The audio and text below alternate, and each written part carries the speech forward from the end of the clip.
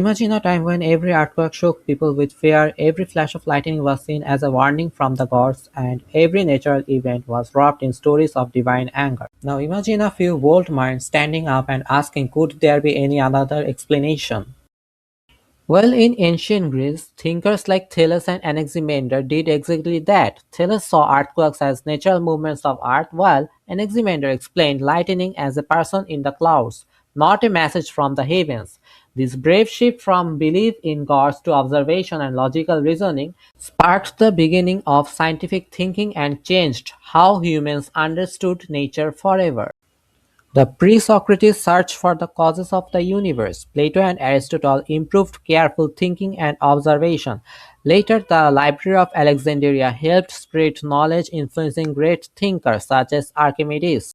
They taught us how to think. Now, in ancient Greece, science began to flourish as mathematics, astronomy, and natural philosophy grew into organized disciplines. Thinkers like Euclid and Archimedes transformed mathematics into a system of logical proofs, while astronomers such as Aristarchus and Ptolemy sought to explain the cosmos. Pythagoras, with the famous theorem, believed numbers were the very essence of reality, linking mathematics to harmony and order. Socrates, on the other hand, revolutionized thought by questioning assumptions through dialogue, laying the foundation for logical reasoning. Well, what made Greek science unique was its emphasis on theory and rational explanation over simple observation. Plato argued that true knowledge comes from reasoning about eternal forms, while Aristotle balanced careful observation with structured theory. Together, these ideas created a legacy where knowledge was not just seen but understood. Coming to the knowledge preservation, Greek scientific knowledge survived because it kept moving. The Romans first adapted Greek ideas into their institutions, but after the fall of the Western Roman Empire, it was Byzantine Empire that preserved the original Greek manuscripts and protected them from being lost. This knowledge was then carried into the Islamic Golden Age. In Baghdad's House of Wisdom, scholars from different faiths translated works by thinkers like Aristotle, Euclid, and Galen into Arabic. These texts were not only preserved but also studied, improved, and used in medicine, mathematics, and astronomy. Their survival depended on usefulness because these works were essential. They were constantly copied by hand, changing from fragile scrolls into durable books that survived wars and decline.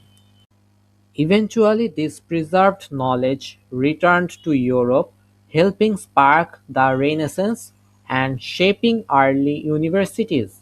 Greek science and logic became the foundation of modern education. Moving from the foundations built in ancient Greece, we reach a crucial question: how did ideas from a small part of the world 2000 years ago become our global science?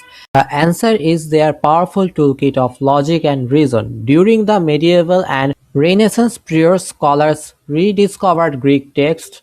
They didn't just learn facts, they adopted a new way of thinking. This Greek toolkit of questioning, debate, and systematic proof inspired giants like Copernicus, Galileo, and Newton. They used this method to challenge old ideas and build new knowledge.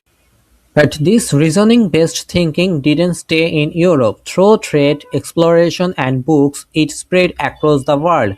It became a universal language for discovery. So Greek science became global not because it was always right, but because it proved it the best method to find what is right.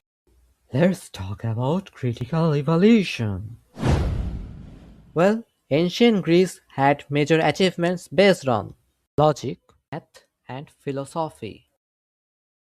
We all know about Socratic method, theory of virtue, and Socratic irony. Plato's allegory of the cave. In this, people gather to see only shadows on the wall and think they are real until one finds true world outside. After that, we all know about Pythagoras' theorem. These all are inventions of ancient Greece. But question arises, why we are judging them? There were some weaknesses. like limited experiments and believing theory over real testing. Later on, these lead to errors like imbalanced geometric models in the world and slowed the whole progress. But at last, we can't avoid them as its ideas still shape how we think today. We used these sources as our references. Well, this is the end for today. Hope you enjoyed our video. Thank you.